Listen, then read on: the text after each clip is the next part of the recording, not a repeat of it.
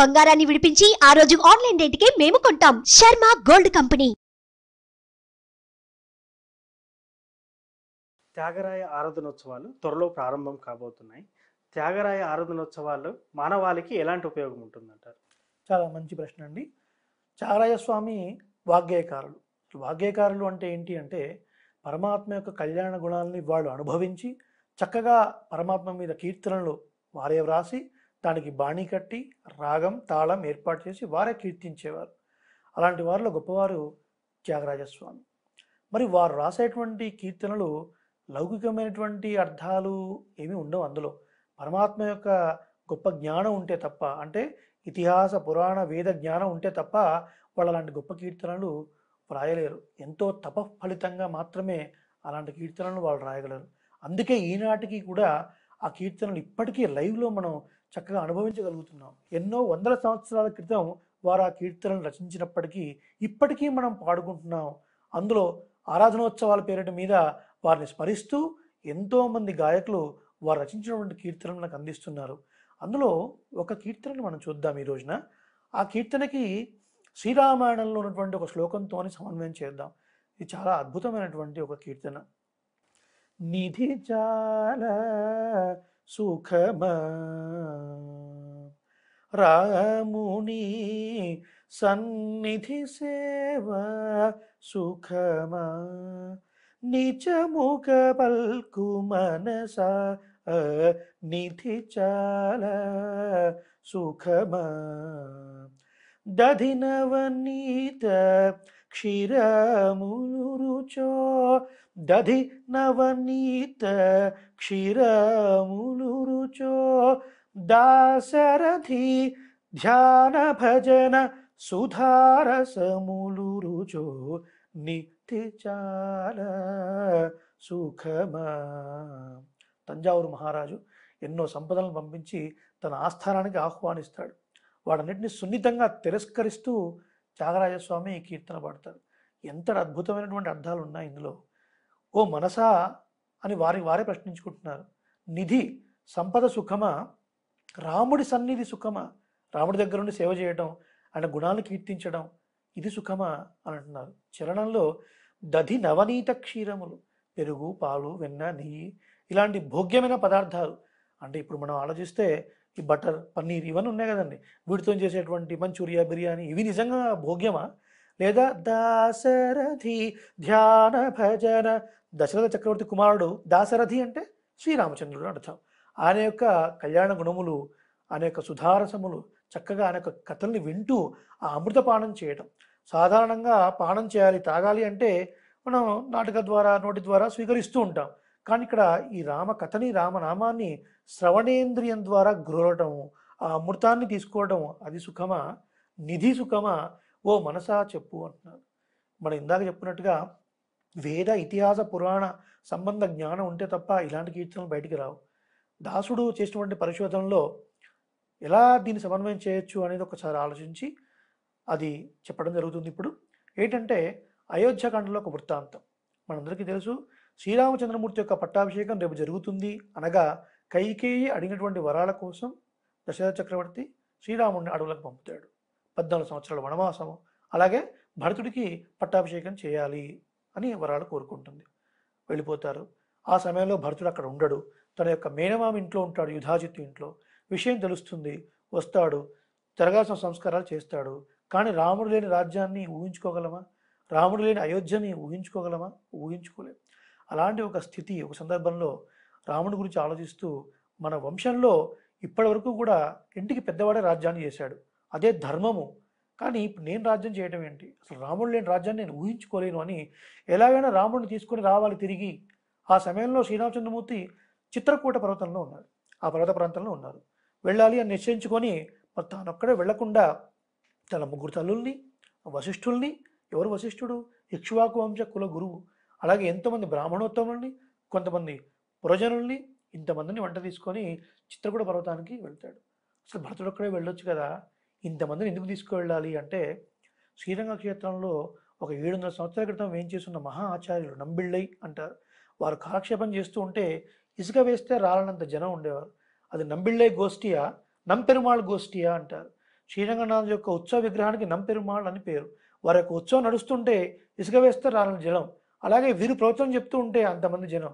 అలాంటి ఆచార్యులు ఒక సందర్భంలో అంటారనమాట, ఎందుకు భరతుడు ఇలా అంతమందితో వెళుతున్నాడు అంటే అక్కడ చెప్తారు, ఏ నురువన్ కண்ணில் కన్ననీర్ పొరుక్క మాట్టాదవర్ అత్తన పేరు ఆట్రామై కండాల్ మీలా తొలివరు.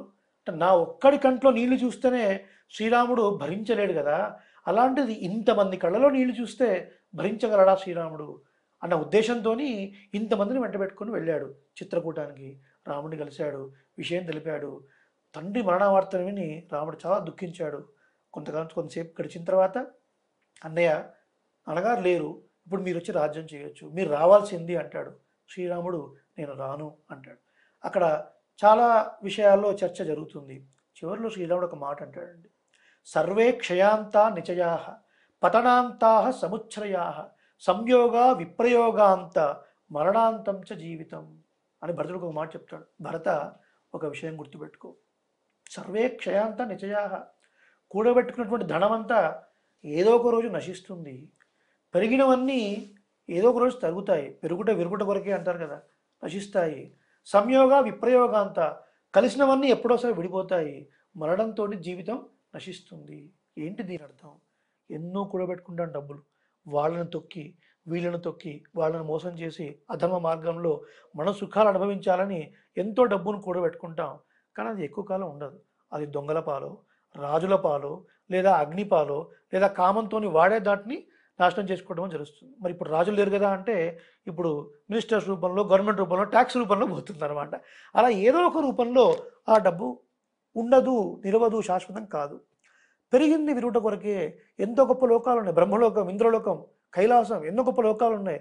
అయినా అవన్నీ ప్రళయంలో అన్నీ కలిసి మళ్ళీ పరమాత్మలోకే కలుస్తాయి, అవి కూడా శాశ్వతం కాదు. సంయోగ విప్రయోగాంతా, కలిసినవన్నీ విడిపోవడం కోసమే. ఎంతోమంది అండి వాళ్ళు చాలా చాలా గ్రేట్ లవర్స్ అండి. వాళ్ళు ఎంత గొప్పగా లవ్ చేసుకున్నారు, వాళ్ళు పెళ్లి చేసుకున్నారు. అన్ని చోట్ల ఏ షాపింగ్కి వెళ్ళినా అన్ని బ్యాగుల మీద వాళ్ళదే బొమ్మలు. 6 సంవత్సరాలు కాగానే మళ్ళీ విడిపోవటాలు. ఒకప్పుడు చక్కగా సీతారామణ విగ్రహాలు, అలాగే పద్మావతి వెంకటేశ్వర స్వామి వాళ్ళ బొమ్మలు ఉండేవి. ఇప్పుడంతా ఏదో బొమ్మలు వేస్తున్నారు. ఏమవుతుందండి? December 31 వచ్చిందనుకోండి, వీళ్ళ ఫ్లాట్లోంచి చపాతీ విసిరేస్తే వాళ్ళ ఫ్లాట్లో పడుతుంది. అంత గొప్ప గొప్ప థిక్నెస్ అనమాట ఫ్రెండ్షిప్. మళ్ళీ నెక్స్ట్ ఇయర్ కాగానే వీళ్ళ మొహం వాళ్ళు చూసుకోరు.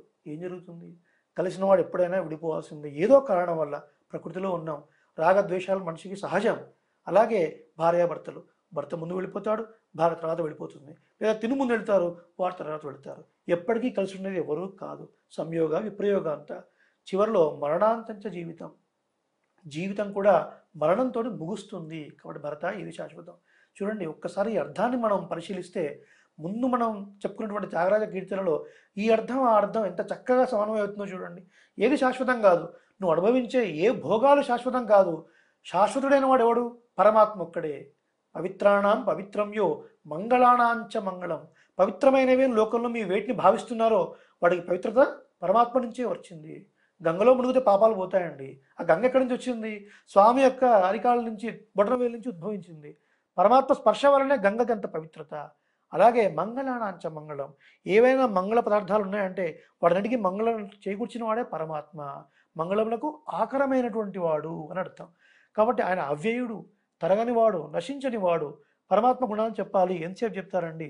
1 గంట, 1 సంవత్సరం కాదు, కొన్ని కల్పాలు గడిచినా కూడా వాసుదేవుడి యొక్క గుణాలు చెప్పడం తరిగిపోవు అని చెప్తారు. కల్పము అంటే చతుర్ముఖ బ్రహ్మకు ఒక రోజు అని అర్థం.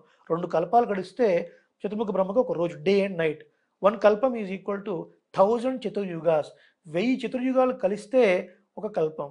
సింపుల్గా చెప్పాలంటే ఒక చతుర్యుగం ముడిగేయాలి అనుకోండి, కృతయుగం, త్రేతాయుగం, ద్వాపరయుగం, కలియుగం. ఈ 4 యుగాల టైం ఫ్రేమ్ 43,20,000 ఇయర్స్.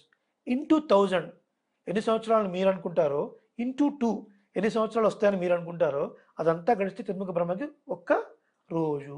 అలాంటి కల్పాలు ఎన్ని గడిచినా వాసుదేవుడి యొక్క కళ్యాణ గుణాలు మాత్రం అయిపోవు. అవ్యయుడు పరమాత్మ.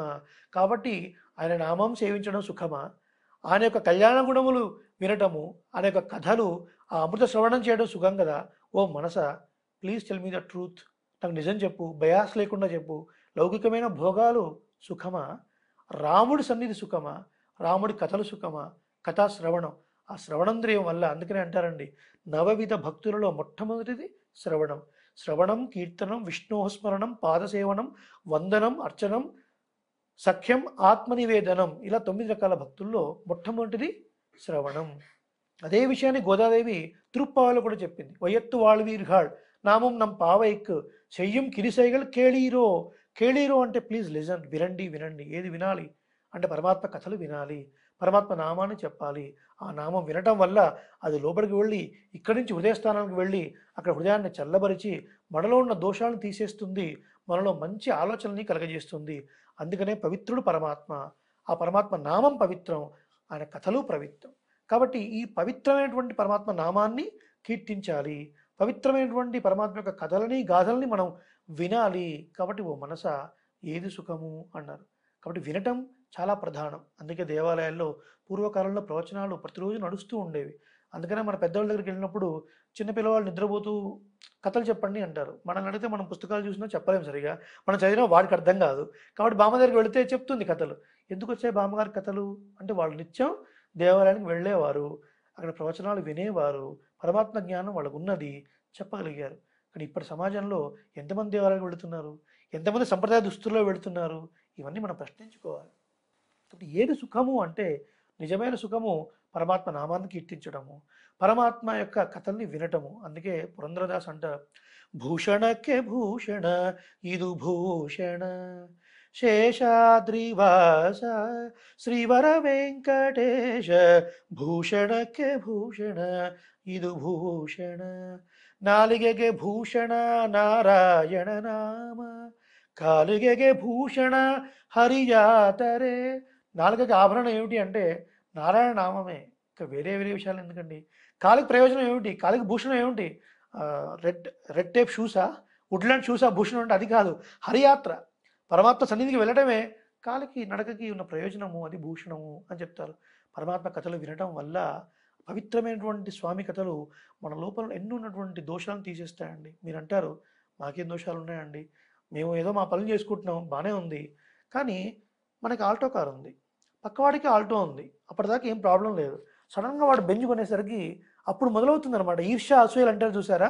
ఇన్నాళ్ళు ఏం ప్రాబ్లం కలగలేదు, అప్పటిదాకా మంచిగా ఉన్న వాళ్ళని చూస్తేనే ఏదో ఒక దోషం ఆరోపించాలి అనిపిస్తుంది. ఇవి మనసుకి సహజంగా పట్టిన గుణాలు. ఈ దోషాలు అంత త్వరగా పోవు. ఇవి పోవాలంటే మనం ఆచారాన్ని ఆశ్రయించాలి, పరమాత్మ నామాలు తెలుసుకోవాలి, వినాలి. ఆ వినటం వల్ల పరమాత్మ వెళ్ళి ఆ దోషాన్ని తీసేస్తాడు. భాగవతం సప్తాహం చేస్తారు, ఎంతోమంది ఎన్నోసార్లు వింటారు, అదే కృష్ణుడు, అదే వెన్న దొంగ. ఇవన్నీ వినటం వల్ల ఏంటి ప్రయోజనం? అక్కడ వెన్నను దొంగిలించే వృత్తాంతం విన్నప్పుడు మన మనసులో అనేక పాపాలను స్వామి హరిస్తాడనమాట. ಅಂಬುರುಹೋದ್ಭವ ಅಖಿಲ ಸುರರು ಕೂಡಿ ಅಂಬರದಲ್ಲಿ ನಿಂತು ಅವಸ್ತುತಿಸೆ ರಂಭೆ ಊರ್ವಶಿ ರಮಣೀಯರೆಲ್ಲರೂ ಚಂದದಿಂ ಭರತ నాట్యవ నటిసే. కాళీయమర్దన వృత్తాంతం. శ్రీకృష్ణ పరమాత్మ కాళీయుడి మీద నర్తనం చేస్తున్నప్పుడు వాడి యొక్క గర్వాన్ని అడిచాడు. ఈ వృత్తాంతాన్ని చూసి దేవతలు పుష్పాలు కురిపించారు, రంభా ఊర్వశి మేనకలు భరతనాట్యం ఆడారు. ఈ వృత్తాంతాన్ని వింటే మనకేం ప్రయోజనం అంటే మనలో అహంకారం మమకారాలు ఉంటాయి, పరమాత్మ పాదాలు వాటి మీద పడి తొక్కి పెడతాడు. తద్వారా ఈ అహంకారం మమకారం నశిస్తేనే మనం పరమాత్మని చేరుకోగలము. కాబట్టి ఈ వాగ్గేయకారులు అందించినటువంటి కీర్తనలో ఎన్నో అర్థాలు ఉన్నాయి.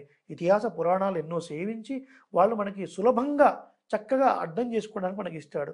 ఒక తల్లి పిల్లవాడికి అన్నం తినిపించాలంటే ఎంతో కష్టపడుతుంది. వేడి వేడి అన్నం, పప్పు, నెయ్యి ఇన్ని వేసినా వాడు తినడు, ఏదో రకంగా తినిపించాలి. కానీ వాడికి లడ్డు అంటే ఇష్టం.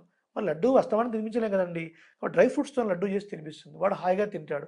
అప్పుడు తల్లి సాటిస్ఫై అవుతుంది. అందుకే పరమాత్మ వేదం, ఇతిహాసం, పురాణం, ధర్మశాస్త్రం, ప్రబంధం ఇన్ని ఇచ్చినా కూడా ఏదో ఒకటి పట్టుకోవాలి కదా, వీడు తరించాలి కదా అని వాగ్గేయకాలను కూడా అవతరింపజేసి వాళ్ళ ద్వారా కీర్తనలు అందించి అవి సేవించడం, వినడం ద్వారా, ఎవరో ఒక పెద్దల ద్వారా అర్థాన్ని తెలుసుకోవడం ద్వారా ఓహో పరమాత్మ ఇంత గొప్పవాడా అని తెలుసుకొని తరించే మార్గం.